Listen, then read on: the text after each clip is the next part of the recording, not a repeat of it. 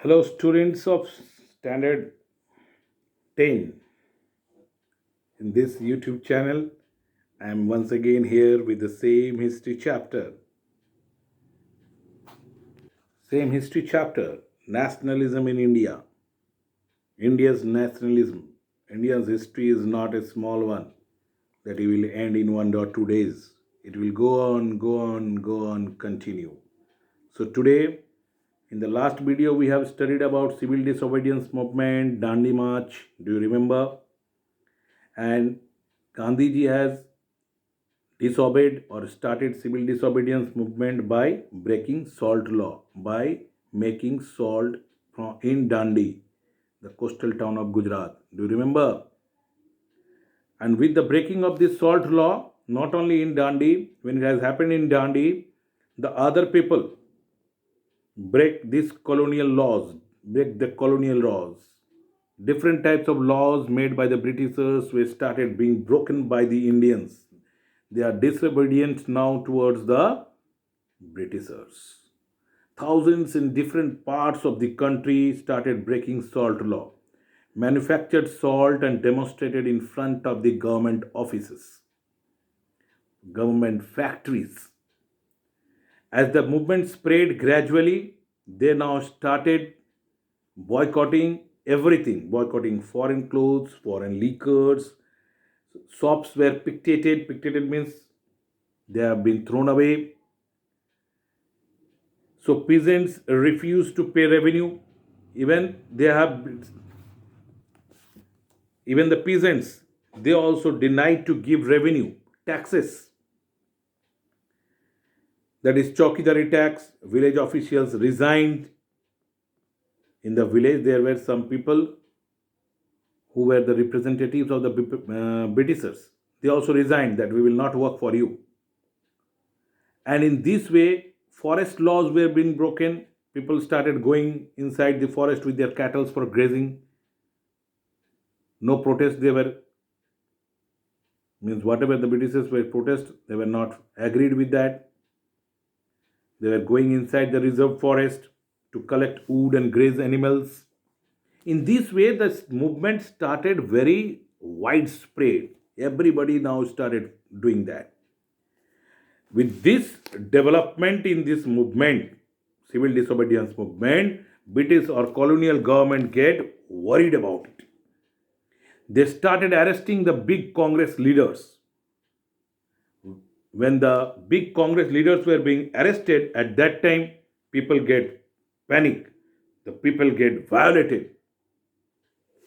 And they started doing clashes with the Britishers. Means suppose everybody were there in a movement, they were peacefully doing movement. Suddenly, police came and started arresting their big leaders. Automatically, they will protest that we will not allow to arrest our leaders, and this given a clash with the Britishers.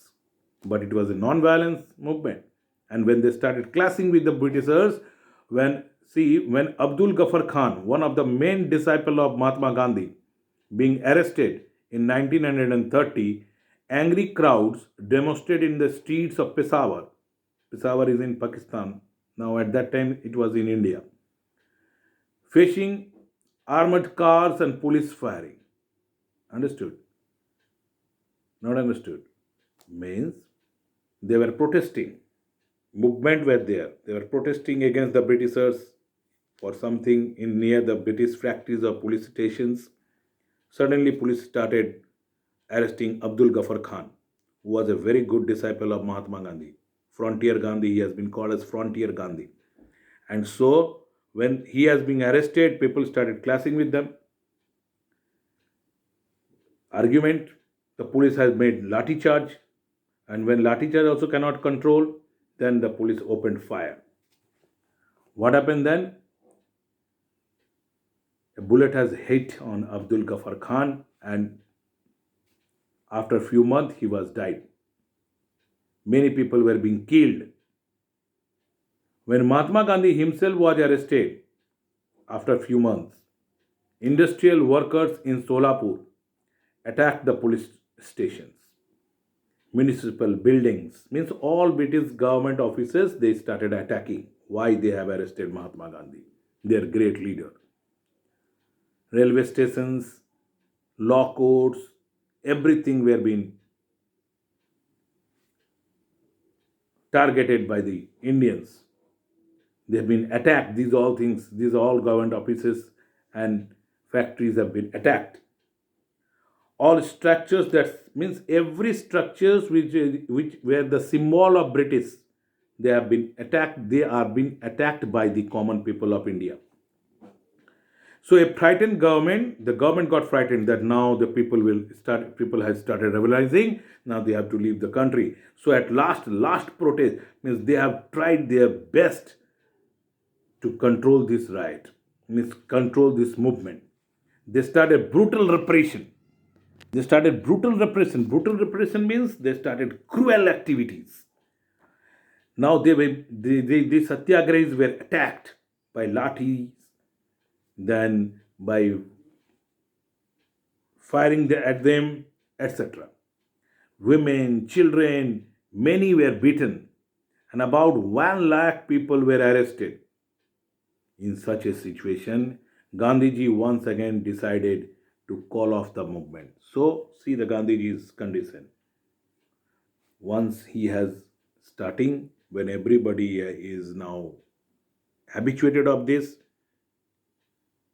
when everybody started protesting, participating, Gandhiji is withdrawing this movement because he is always in a mood of non-violence.